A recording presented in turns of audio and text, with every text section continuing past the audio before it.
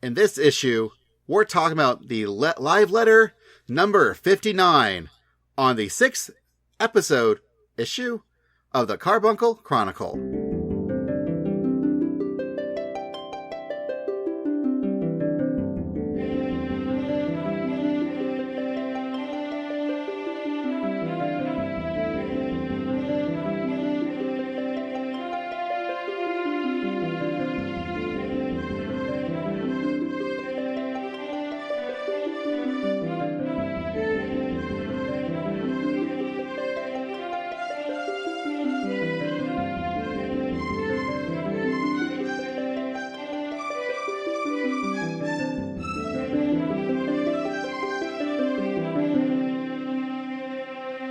Hey folks, and welcome back, or welcome now, to the Carbuncle Chronicle, your podcast for everything awesome in Final Fantasy XIV. Hi, I'm Basil, and I play a very excited Lalafell to get slightly nerfed in patch 5.3, named 4K Rightus-K. Hi, I'm Anna. I play a Lalafell very excited to get buffed in 5.3, named Cormieritis-K. Hey, I'm Douglas, and I haven't played in several months, so I'm still not entirely sure why they keep wanting me back on this podcast, but here I am! We're hoping you'll start playing again. I play a fancy cat boy named Umito de la Lune, who is a black mage, and I think he should be getting buffed. I don't know that he is getting buffed. No, black mage is already perfect. Well, we could be more perfecter. Oh, I'm also theoretically a white mage. Hi, I'm Dylan. I play an Elysian white mage who has no idea what's going to happen to him in 5.3, but is just going to roll with it, named Aldrich Greywind. And that's us. So, yes, last week we had the latest live letter 59, or LIX, and they announced a couple of cool things, like, for example, there are 20 million registered accounts. Yay!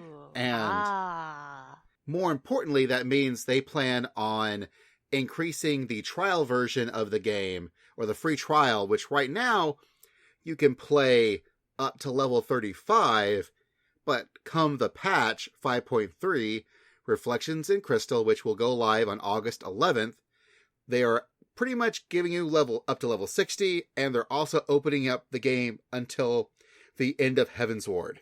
I was warned not to, when this news came out, I was warned not to hassle people about playing, which I wasn't going to anyway, because I'm a casual. Was that Jen and John because they don't want us to pressure them to play? No, that was Mike. I don't know what their position on it is, so if you want to pressure them, go right ahead. It's none of my business. I could pressure Mike. Man, now I really just want to get onto their stream right now and be like, play 14, Mike. Dump this dumb league game. They would probably be happier if they played 14. Hey, it's good stream content. Just ask Tate and Drac and Mr. Happy. So, if you've ever been curious to play 14, the free trial is not bad. There are some limitations, but mostly it's stuff to prevent guild spammers and guild sellers from going crazy. Like, you can't join a free company, okay, but you can join a link shell, so people can still talk to you. And while you can't start a party, you can join a party. But if you just want to play the game as basically like a single player experience for a little bit, you can do it, and there's hours of very good stuff to play. It's the best single-player Final Fantasy that Squaresoft has made in a long, long time.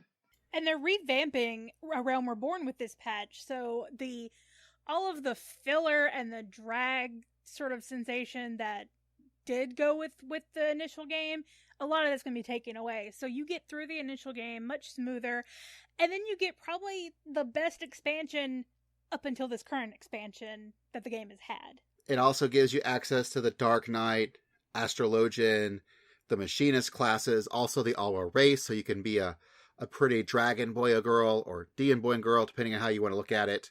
And it'll be a great time. Again, you can play the game, get a real good feel for it. It's an excellent way to try out the game. And you should. If you do, of course, as we tell everyone, play on Leviathan so we can play with you. But, Or Well, you at can this just point- play on Primal in general, and we can still play with you. Yeah, that's what I was going to say. Great minds think alike, Umi. I know. Yeah, I still reminder to self. I need to. My friend Pats, he plays, I believe, in Ultras, which counts. So I need to friend him and stuff. But I'm still gonna be selfish and say you could play on Primal, but it's best on Leviathan. So what is coming in patch 5.3? It's the big new patch. We've been waiting months now for it, and some people are getting ornery, but it's fine. No one expected what happened with the COVID Inquisition, as it were. Like, the months had to happen. They needed time to get everything set up. Because, man, there was like a lot of stuff happening, especially with them, trying to Q&A the near stuff. And it was not happening. And they actually had to, drag QA people into the office building, then separate them all out. And it was a whole deal. Like, this was a really rough time for them to get everything ready to be able to even develop this game in our new world. So they also mentioned that with the change of the main scenario quest in Realm Reborn, where the game was pretty good still overall, up until you hit the 2-point plus patches, where there was a much longer time between ARR being done and then introducing Heaven's Ward. So they gave us tons of stuff to do in each patch, but it was a lot of filler. And when you're just doing it patch by patch, it didn't feel too bad.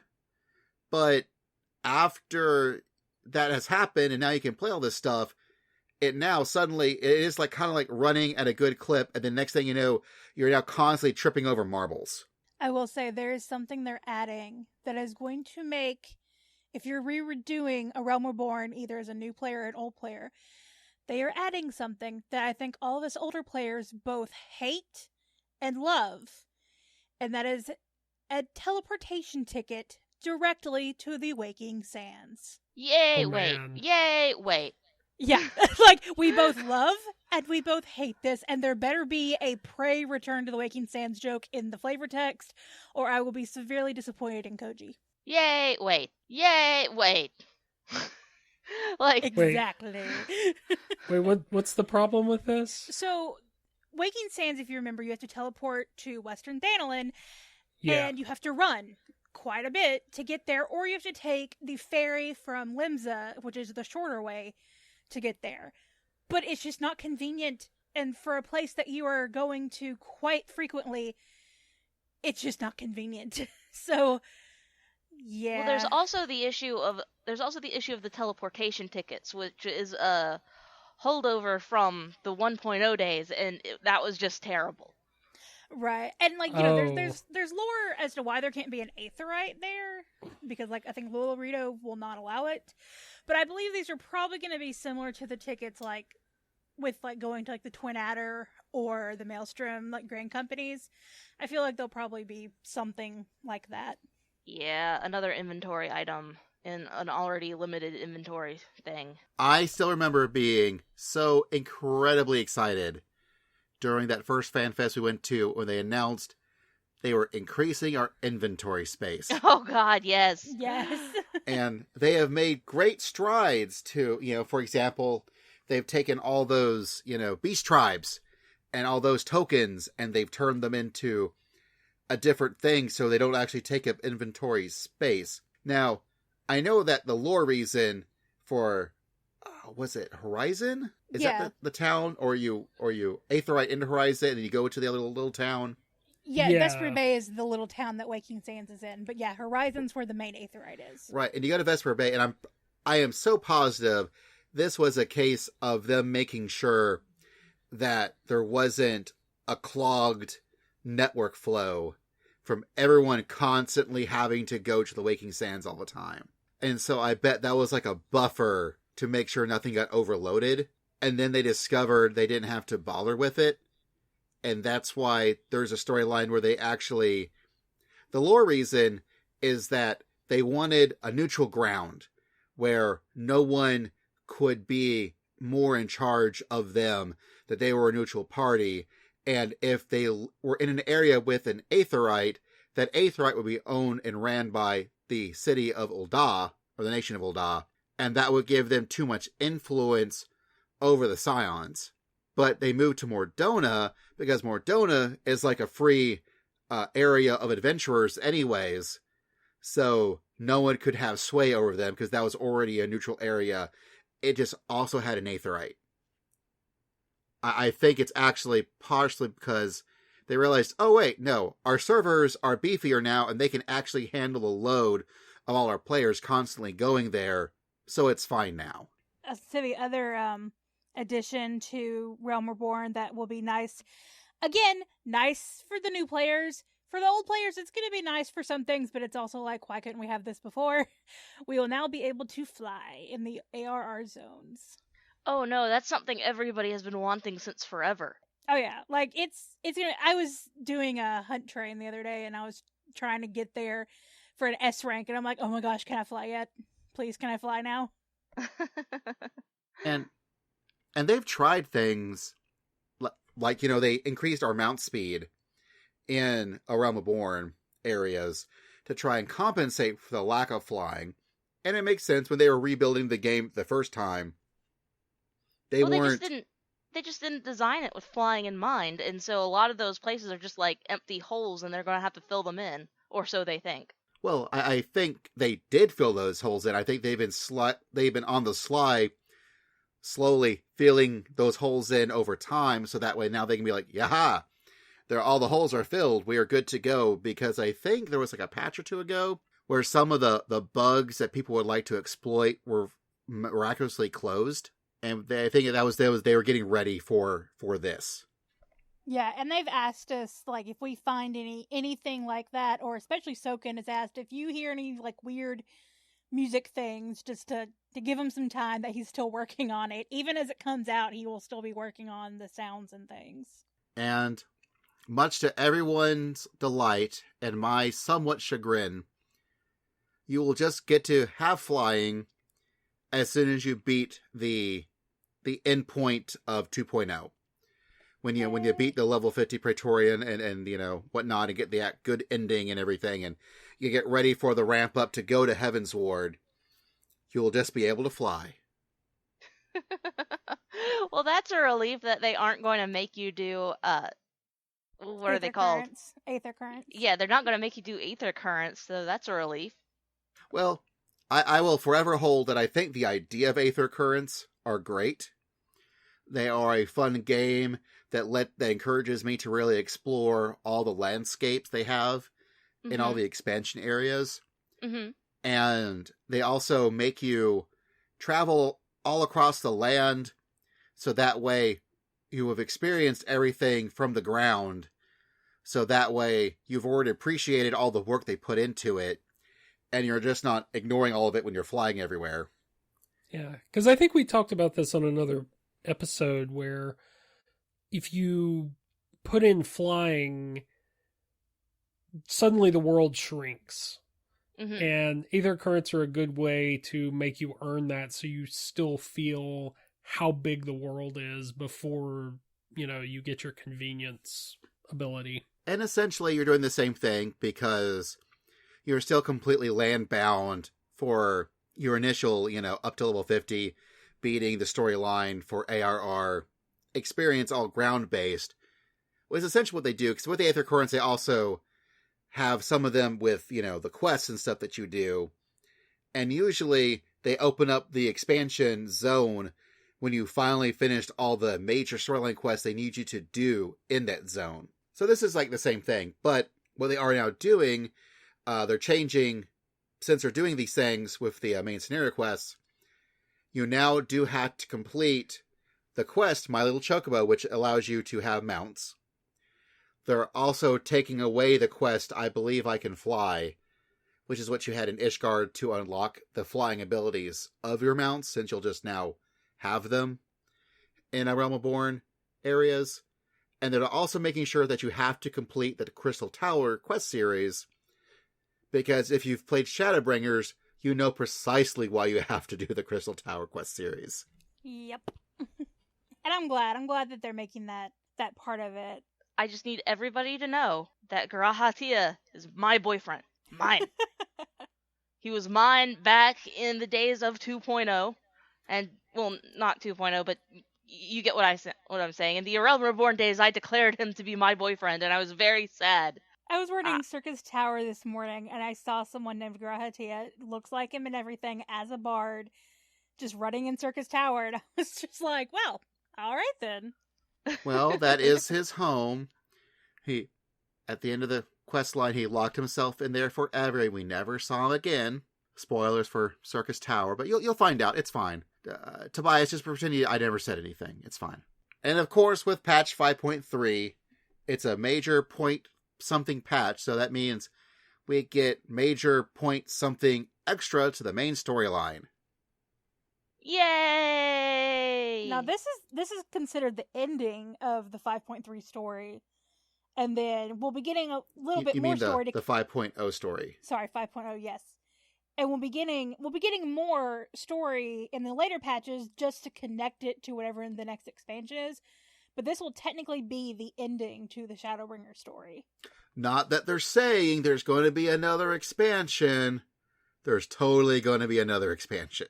They are still planning on coming up with some more patches between now and the next expansion. Oh yeah, there's always a patch 5. There's always a 0.4 and a 0.5 patch on the way to the next expansion. That's all, because the very last patch we get before the expansion will be the cliffhanger to get us into the new expansion. Okay. And there totally is going to be a new expansion. It's just they can't actually say anything about a new expansion until they announce a new expansion. But they're not being exactly coy on the fact that they're building up to something else. They've actually even mentioned that they already know how they plan on wrapping up the Hydaelyn versus Zodiark arc. With a kick?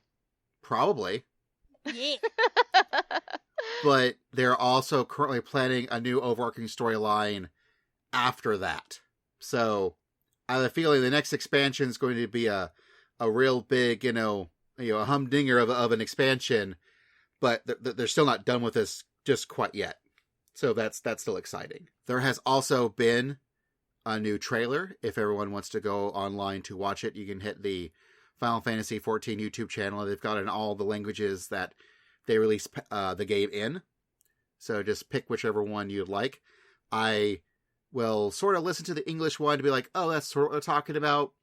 But then think all the voices sound weird and goofy, so I'll listen to the Japanese version. But this is how all the characters are supposed to sound like. Yes, because I'm a massive weeb. Yeah. Yep, that's true. But also, we're getting dwarves as a crafting beast tribe. And they've moved. Because memory limitations. Like, there's going to be story reasons that they moved, but like Yoshi P said in the live letter, because of memory limitations in Kalusia, because that's where the Yorha 24 man is based, they ran out of room. So the dwarves are having to get moved to Lakeland so they can actually have a beast tribe area. Huh. I'm not sure how I feel about that. Well, if you think about it, I don't want to get into spoilers or anything. A lot of different things happens in the Kalusia area. Yeah, it does, but at the same time, Lakeland has its own thing going on.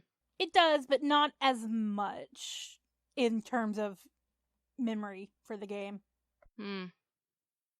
Well, again, I don't want to spoil too much, but major things happen in Kalusia that also change the entire sets of graphics in the game. Whereas Lakeland doesn't have that problem. And it's not endless desert like another area that I'm thinking of that I'm blanking on the name. Amarang? Yeah, that's right. Amarang. Yeah. Yeah, it's a nice pretty desert, but man, it's just desert. So I'd much rather, if I have to go to a beast tribe, I'd much rather keep running around in Lakeland than Amarang. And other areas, I don't see the dwarves particularly fitting in the Great Wood. Or the Pixie Land. And those areas already have their own beast tribes anyways. It's true. So, if you need more things to help with crafting, the dwarves have gotcha, which makes sense. They are dwarves. They are That's kinda- dwarves. That's kind of dwarves' whole thing. That and lolly-hoing and drinking, but I might be mentally inserting the drinking, I'm not sure. No, I don't think so. No, because like one of the class trainers who is a dwarf is a drinker. Oh, yeah, who's constantly cursing and whatnot, and is a very consarnate, mean old dwarf with a heart of gold. Because, everyone has a heart of gold. Just like the Tsar of Waralt, where we're getting to get to pilot an Ava/Gundam Ironworks thing. Yay! I'm really hoping there's a Get in the Robot Warrior of Light. But yeah, sadly it's not going to be a trial, but it is going to be probably a duty instance, which will be fun, getting to pilot the mecha. And it's the one that Sid built, I believe. So, essentially, in the last patch, they've introduced the weapon series, and it reminds me a lot of, like, for example, the Heaven's Ward trials and things where you had to fight against the various Final Fantasy VI based primals, or the stuff in Stormblood where we were doing the various Kojin stuff with the various Byakko and Suzuku and stuff like that. Yeah, the Four Lords. Yeah, the Four Lords. I think this weapon series is similar to that, and much like how not every single quest in that line was always ending with a trial, sometimes you would have just a cool, like, duty calls action sort of thing where you get to do your own little thing in your own little instance, and that seems like what this one's going to be. So, if you've liked things like, for example, the last trial we did was Ruby Weapon, and so this might be like Sapphire Weapon or something, we'll see. We're fighting, it's all about these giant, piloted robots, and you get to pilot a robot, and that's going to be super cool, because what is better in a game to add, like anything you can add into anything, everything's improved when you include giant robots. That is true. Also, we've got a new instance dungeon, the Hero's Gauntlet, which looks like, I think it's also taking place in, like, Lakeland. Yeah, we don't know, because I believe from what we've seen of it, and if you look at the 5.3 website itself, there's images from Lakeland, but there's also images that look very Ilmeg a little bit. Like, you just don't know what is involved. But what we do know is the gear sets, you get Asian masks. So, if you want to be a masked jerk, you can do that. As I now get everyone mad at me who loves the Asians. And then we have a trial that we don't know what it is. Whatever. Hey, who cares about the trial that we don't know about? What we do know about is the new Yorha Dark Apocalypse. We're going to the Puppets Bunker. Yay! And if you're a fan of Nier, you should listen to the previous Awesome Cast episode, where we totally mention how the actual canonical sequel to Nier Automata is actually the new 24-man series in Final Fantasy XIV. We totally mentioned that. We do, don't we? No, we absolutely forgot to mention that. Oh, I thought we mentioned it. No, we totally didn't.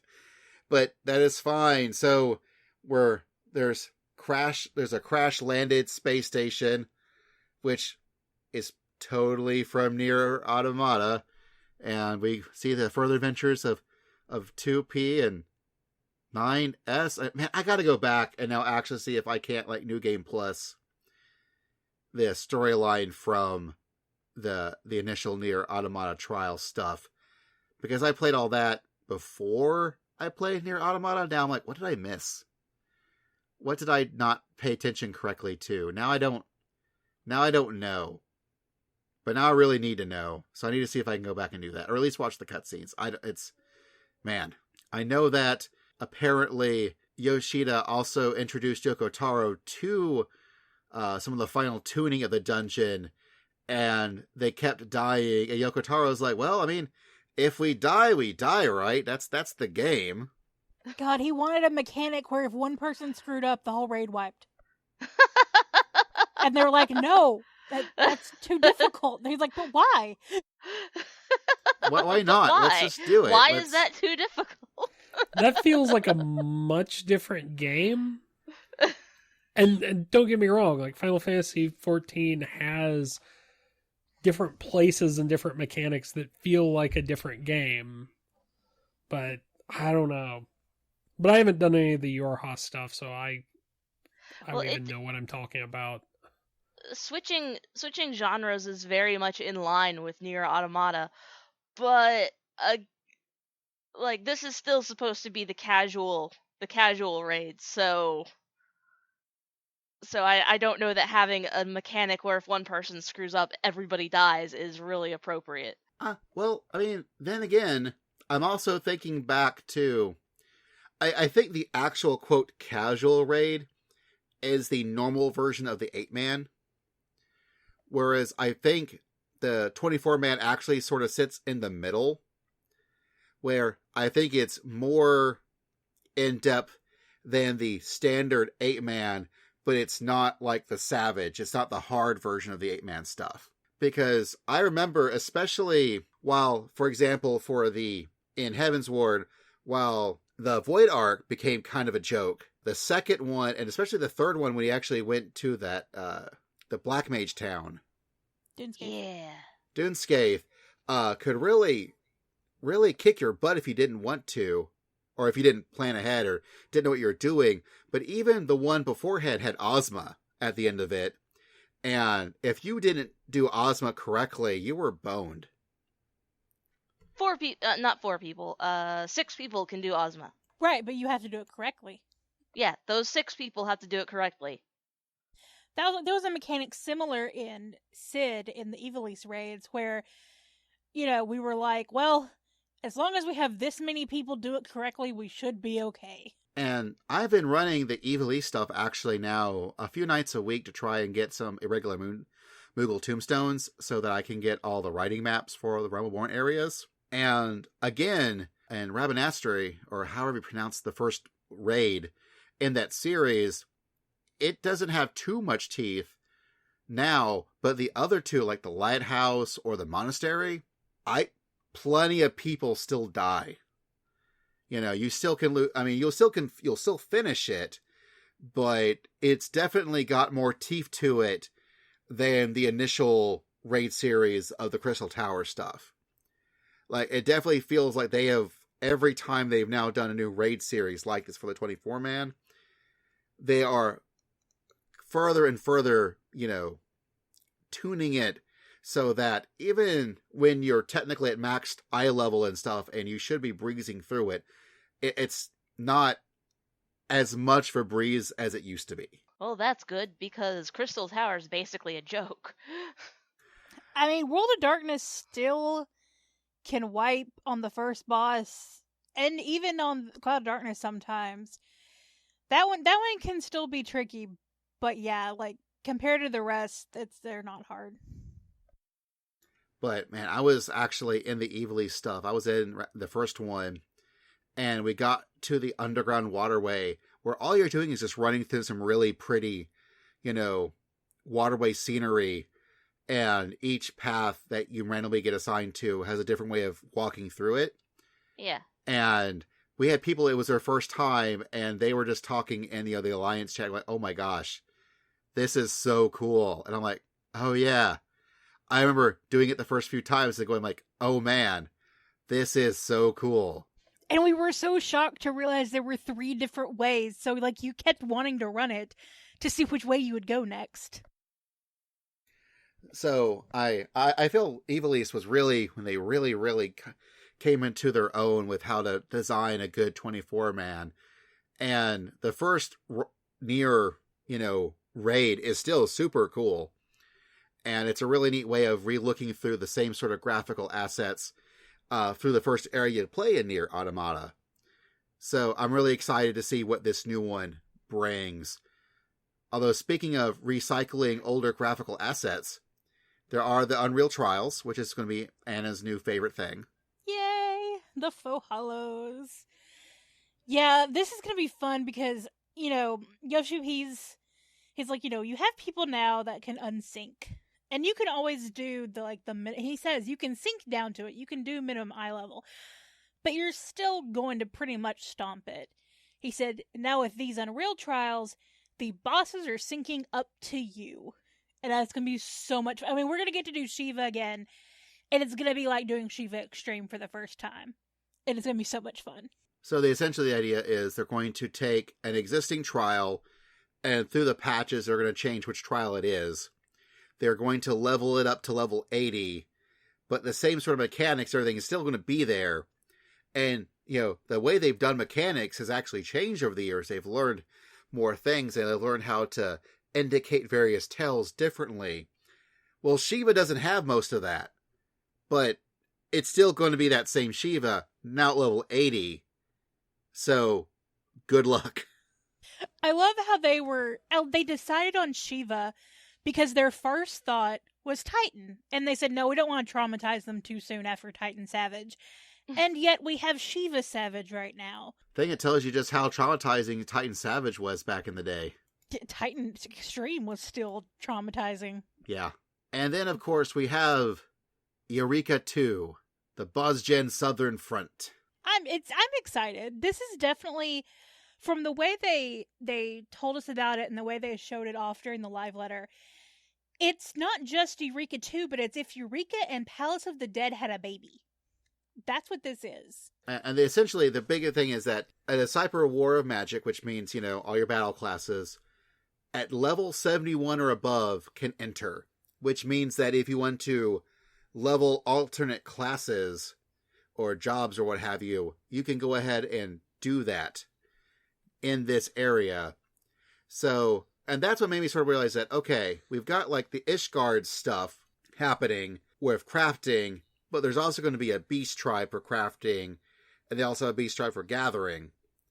So I thought, why only have one beast tribe for battling? Oh, okay. We now have this, Eureka type area where you can also now level your alts in. So suddenly you now do have two different ways of leveling it besides just beast tribes, just like you have with crafting and gathering. So that made a lot more sense once they announced that part of it. Well, they did take feedback from Eureka where I don't remember. Do you lose levels? Do you lose experience if you die in this one? I don't know if they've mentioned that. Okay, but I know you can use mounts immediately. That is one thing that they've changed. Sorry, Dylan, you were saying something? Yeah, just reading over this, it seems a lot more accessible than Eureka. Yeah, that's one thing. I was listening to State of the Realm with Mr. Happy, and I wasn't sure about it, but he clarified that there's going to be a couple of special, like, call to action type battle things going on. And where with Eureka you had Baldessian Arsenal. Well, Discord became a huge resource for that. Like, you had to join Discord to form up groups to go into Baldessian Arsenal. It was just a huge thing. And it took me forever to do it. It was up until the very end of the expansion that I finally did it. I like what they're doing with this, where when the special instances come up, you queue into it. Like, no matter what, like, you can queue into it. And it's completely RNG based if you get in. So everyone has a fair chance. If you are in the zone, if you are participating in, you have to participate. You can't just go into the zone AFK and then queue in when it pops up. You have to be participating. And I really like that they are making sure that people can actually get in if they want to do the content. Yeah, but it also seems like they're not starting you from level 1. Yeah. Right. There's not a separate leveling system like there was in Eureka. What they're doing is, much like how in the Palace of the Dead, no matter what level you are going into it, if, say, you do the later stuff, it's going to sync you up to the appropriate level. So what they're doing now is, even if you're going as a level 72, Dragoon, it's going to sync you to 80. And all the item levels will sync to 430. So that way, you're not having to deal with everyone being level 1, and there's not some other leveling system. Everyone's going to be the same level to do this. So, I know with Eureka, they are trying to make this sort of, hey, y'all, remember Final Fantasy XI? Remember enjoying 11? well, here's sort of an 11 experience. Well, they've done that now, so I think now they're trying to do something else. Yeah.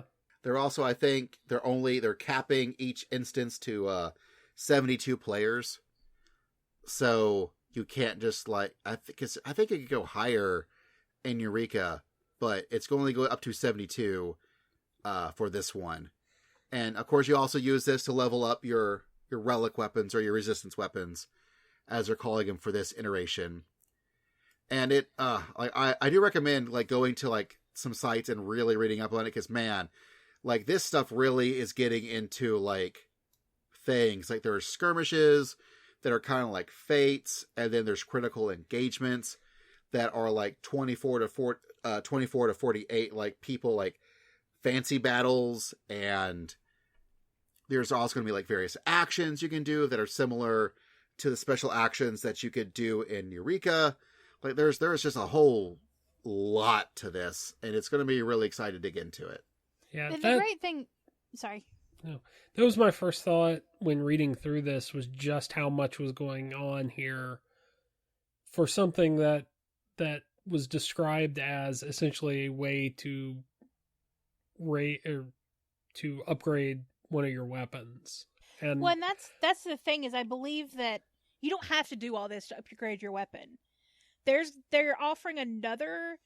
They explained that they were going to be doing. You could do this, or there's going to be something you can do that you don't have to go into this. Okay. So yeah, so it's not going to be. It's not like Eureka was, where you have to do this to get your relic.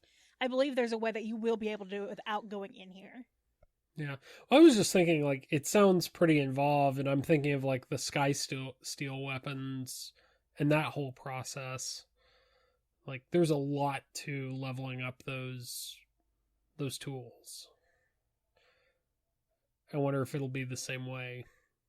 Maybe. See, I feel like the sky tools weren't that bad, because I did all my crafting and gather ones before I even finished all my fighting ones, and I feel like they were pretty easily, not easily, but pretty straightforward in how you did them.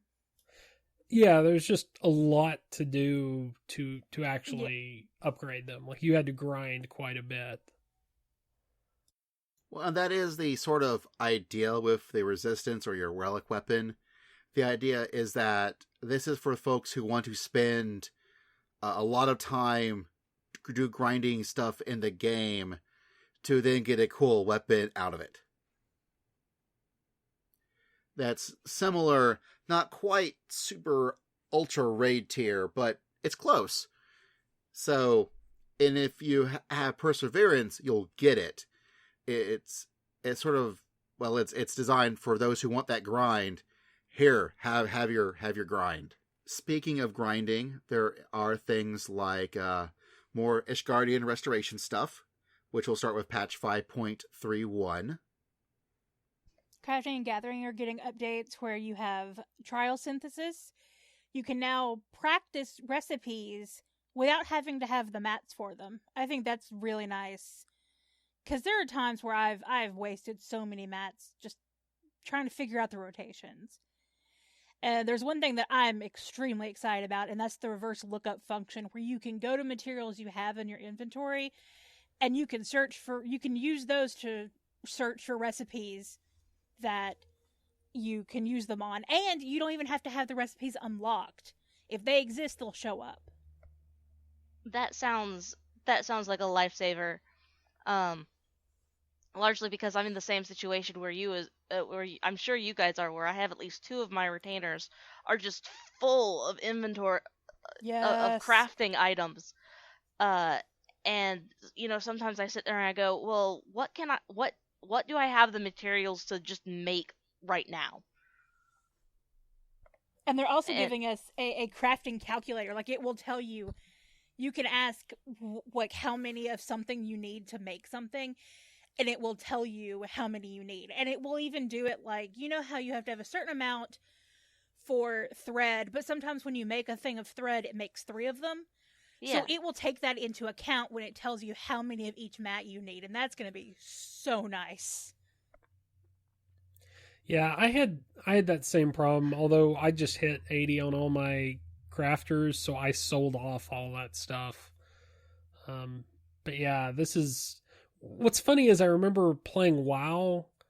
This was you could do plugins, you could do UI plugins, and this was one of those functions that I remember really looking for and actually fumbling around trying to build. So yeah, it's really useful to be able to see, to not have to go out to like Garland tools or something and figure out what's this thing used for. I used to sit there and figure out how many exactly nuggets do I need, plus how many cotton balls do I need, and I would My figure that all out spreadsheets. on paper. My spreadsheets. Like, the spreadsheets aren't going to go anywhere, but yeah, that was the first thing a lot of us, when they mentioned that, were like, but all of our spreadsheets with our formulas that are figuring this out. Aren't you glad you don't have to keep them up to date in the future? I think that's Yes. Honestly, yes. That's the huge takeaway. Well, also it seems like if a function of your game has to be supplemented by the players making spreadsheets, and it can be easily solved by making a spreadsheet, shouldn't you just go ahead and solve that in your game? Yes, maybe. I don't know, because I feel like that's a slippery slope between like, well, just give me some interface where I could script all this. Well, they technically do give you an interface where you can script all this. I think that's what, oh gosh, what are they called? Macros? Yeah, that's what macros are. Yeah. I meant like to like, okay, here's all the items I have, organize it, do whatever I need to do with it without me having to run around and click a bunch of stuff. Oh no, no. If we really want to get rid of the friction. I meant more on the level of just like, okay, like I want to build this I want to build this item. How many of the base mats do I have to go around and find? Because there's a lot of in Final Fantasy 14 there's a lot of sort of like token crafting where you have to make the nugget and then you can make the bar, and then once you've made the bar, now you can make the rivets, and like how many of that do I have to go through? Like just how many of the raw material do I need? I feel like that's the part that people have like already fixed kind of themselves with spreadsheets, and since it was so easily fixed with spreadsheets, why didn't they just go ahead and fix it themselves? Well, I think the trick was the introduction of the website Teamcraft, where that was starting to do all that sort of stuff for you, where people have made their own lists and stuff that you could share and whatnot, and it would tell you everything that you would need to make blah, blah, blah. And I think when it became this really useful website that the developers could look and go, oh, that's what they're doing. Okay, that's good to know. We should look into that ourselves. And I think that's when you get it, is when they have something very quantifiable that they can just straight up look and go, okay, that's what you all want. All right, now we see. Now we can do stuff. And I feel like Teamcraft will still be useful, especially for when there are gear sets that you want to make, like a full crafting gear set with tools and accessories and everything. I think that'll still be useful for that. But I am glad that they are seeing what we are using and going, oh, okay, can we add this to the game to make it easier? Okay. And aren't you just excited to start auto-synthing stacks of fish? Yep. Yes. I think that was traumatizing to all of the fishers when he showed that 999 Memora Mora stack. This laughter is crying. Where I think he showed him, he right-clicked it, and more or less it was like auto. When you do a quick crafting stuff where you're just crafting stuff over and over and over again, it's the same thing just for desynthesis. So what I used to do with desynthesizing fish was I would line up my windows just perfectly so that the the thing that I had to click out of was right next to the next fish, and I could just keep clicking. Oh man, yeah, I did that recently. Not that, like where I keep my inventory window and where the results pop up are so different that I just remember getting confused for a while. Because there's like a repeat synthesis button and a close button, and I would just close it because I was like, what does repeat mean in this context? And then, oh wait, no, that would have saved me one step out of like 2 or 3. So, like I mentioned earlier, we're doing more Ishgardian restoration. They'll be doing more Sky Builder rankings, and they'll be adding more gathering items, the diadem. We don't know if we're getting new titles yet for the rankings. I know they said they were waiting to see some feedback from us on that. And I know a lot of people, including myself, that did rank the first time. And we're just like, just do the rankings again. Don't do new titles. Let other people do it this time. We really don't want to do it again. And I think that would be a good way to go. Some other updates they're doing is that things like, for example, players as a party will be able to join another party via Party Finder. I'm so glad this is happening. Because when Basil, like, there's been so many times Basil and I want to do farm parties, and we have to de-party to go into Party Finder. And it's going to be so nice to be able to just go into Party Finder together. Well, then there's also times where we're like, okay, we found this one group. Let's de-party, jump in, and one of us will get in, and the other one won't. Exactly. So that will be very, very useful. Another thing they're doing for Party Finder is you can specify 1 player per job. No dupes. Which will be good. You'll be able to actually use the world visit system while in a cross-world party. So this will make Hunt Train so much fun. Because they've discovered that a lot of folks, what we'll do is that there are Discords, communities of players where they will scope out hunts for like multiple servers. And so they'll start in like Leviathan, and then they'll hop to Excalibur, then they'll hop to Ultros, and they'll hop to, and they'll just keep, moving. And so this will make it much easier to keep those parties full while also moving around to all these other, world systems. They're going to add more chapters to New Game Plus. I think this might be them finally introducing all the ARR stuff to New Game Plus, because I don't think they've added it yet because they're waiting to do the revamp. Possibly. They're also doing token exchange vendors to all the major cities, so you don't have to constantly go to the Stormblood or Heavensward areas to do your poetic stuff.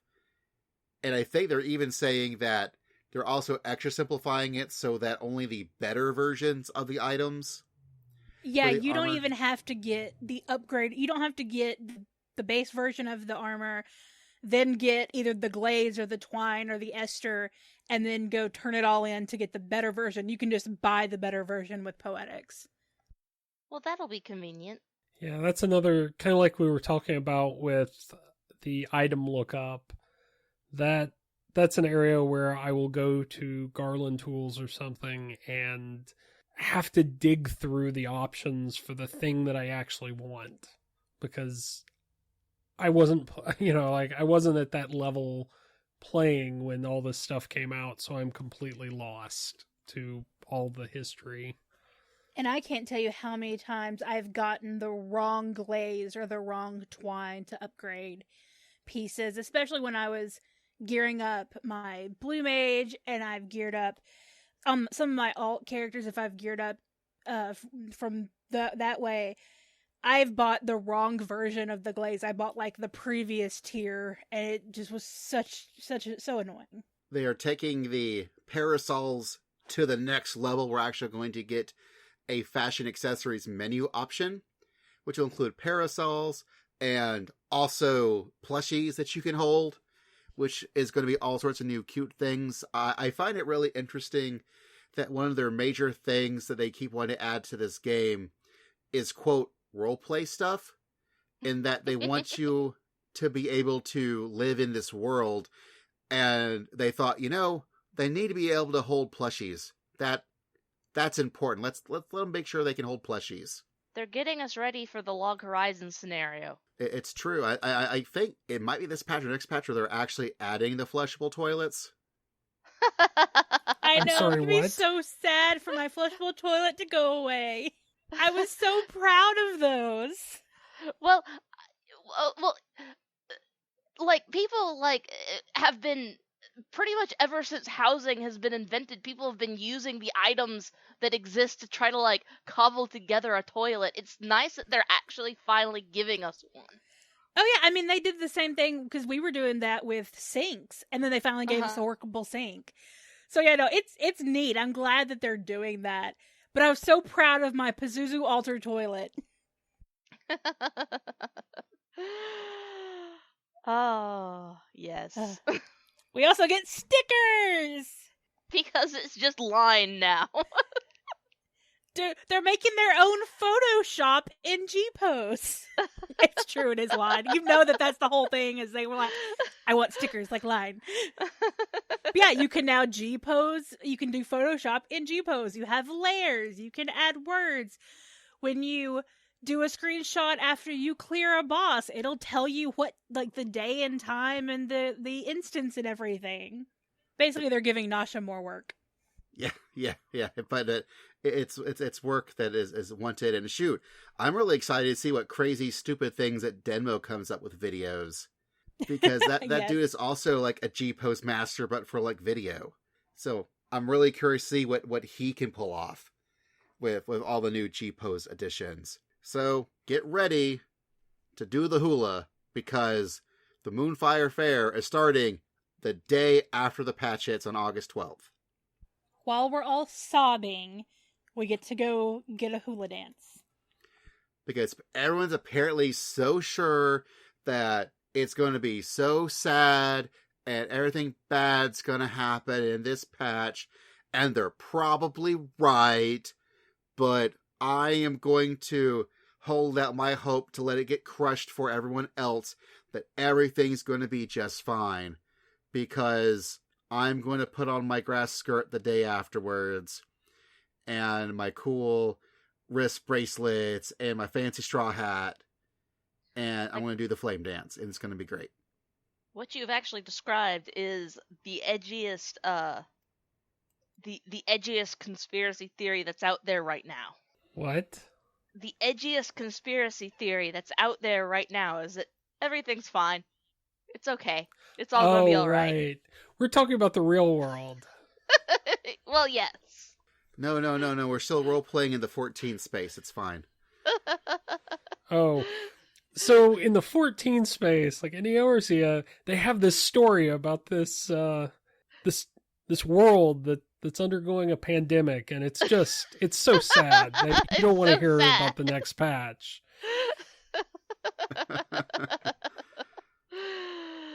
So on August 19th, a new pandemic starts. The return of the Yokai Watch event. I'm so God. excited. There are new weapons for the new classes: Gunbreaker, Dancer, Red Mage, and Samurai. And if you get all of those weapons, in addition to the previous weapons, as well as the minions for all of the weapons, you get a new mount. A new mount?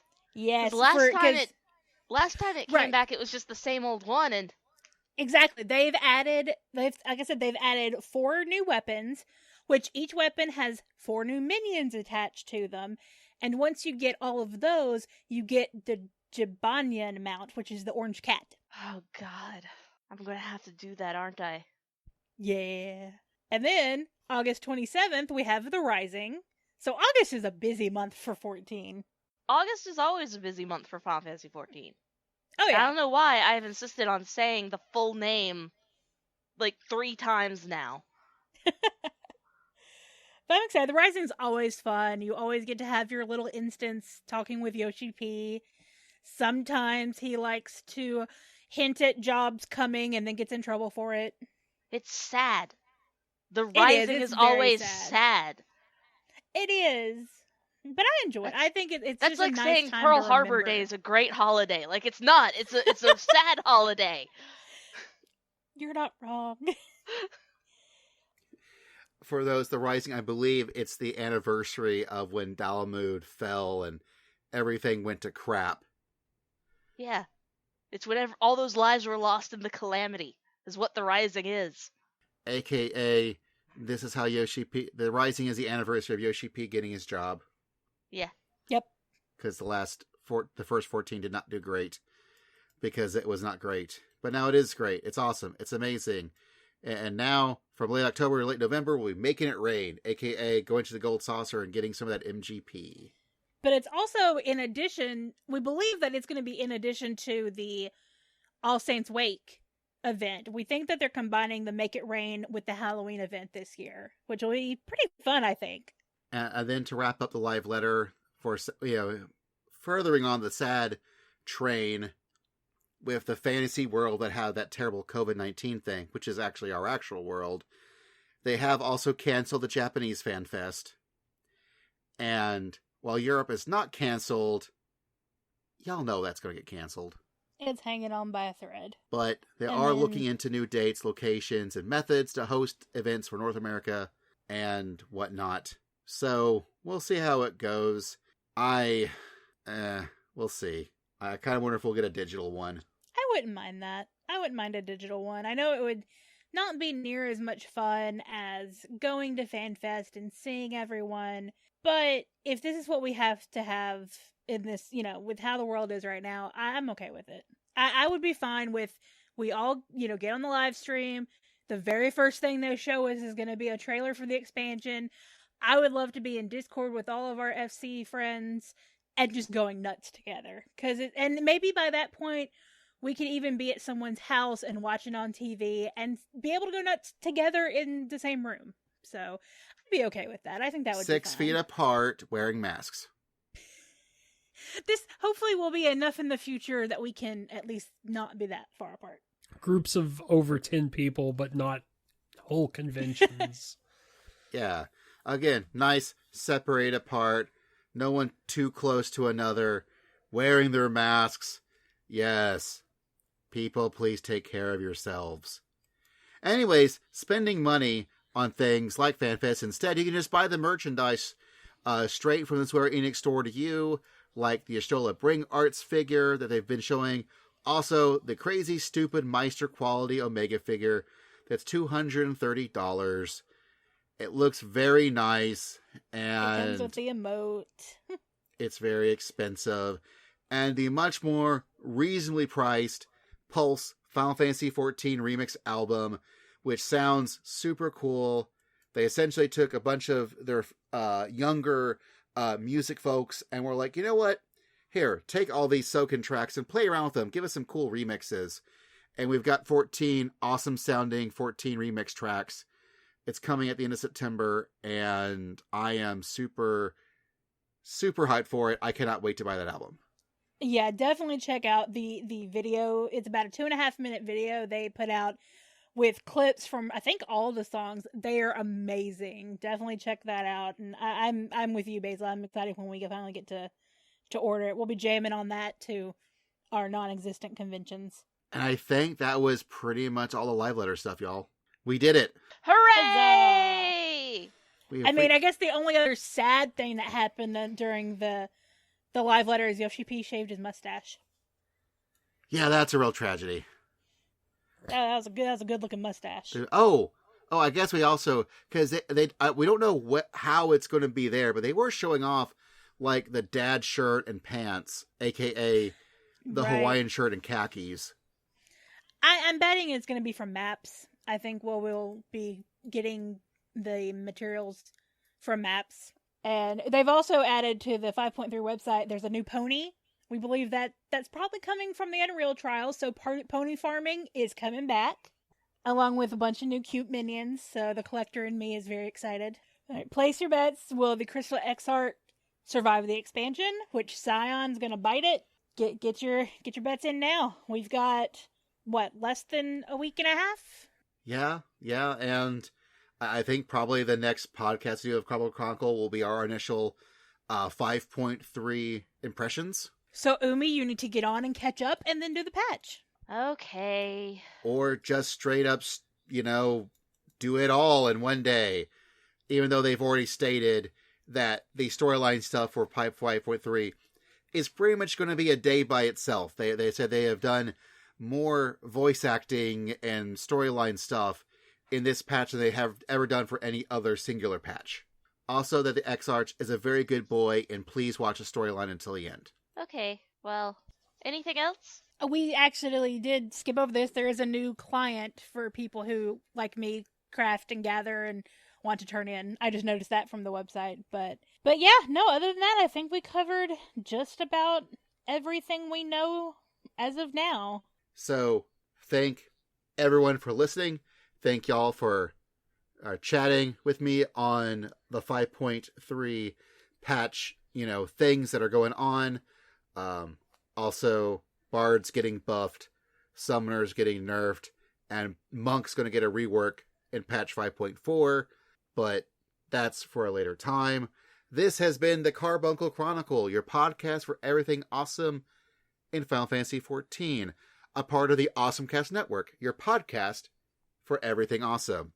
Our editor is the wonderful Anna, who I did not forget to mention that fact this time in this episode, who also rearranged the theme song, which was originally designed by DJ Inabito, and you can find his stuff at djinabito.com. He also does lots of retro Twitch streams at twitch.tv/Inabito, or DJ Inabito. It's one of those. Of course, our good buddies John and Mike do These Are Video Games on Twitch, so These Are VG. Please like, rate, subscribe to all the things. Even if you don't listen to podcasts on Spotify, if you would just follow us on Spotify, that would be great, just to get those follows up there. If you listen to us on some other podcatcher that can rate us, please give us all the stars. Usually there's 5 of them. If you really, really want to support us, there's of course our Patreon, or just tell your friends. So we can grow and more people can listen to us and talk to us and play Final Fantasy XIV with us on Leviathan. I know there are other Primal servers, but bump them, forget them. It's all about Leviathan. It's the best. I miss everyone. Please play with me. Okay, I think that's all things. Have I forgotten anything? No, I think that's What it. am I, Courtney? Well, okay, Anna, we all wish we were Courtney. Let's not It's even... true. I wish I was Courtney. But no, I don't believe you have forgotten anything. Cool. All right, y'all. We'll catch you on the flip side of 5.3.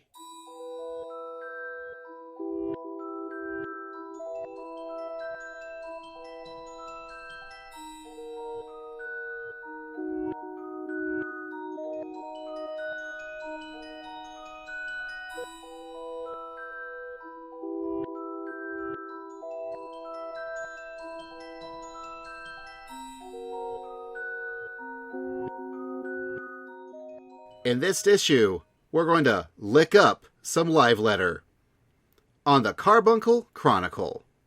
You see, the joke is that it's part LIX, so it looks like LIX. Okay. I was wondering where that came from. That's honestly that where felt I weird. thought. It felt weird. That's okay. That's the Awesome Cast guarantee, because we power the Carbuncle Chronicle, your podcast for everything awesome in Final Fantasy XIV. Wait, is that how you're going into it? That sounds really awesome. No, don't do that. Oh, Start okay. again. Fine. Now we have a stinger.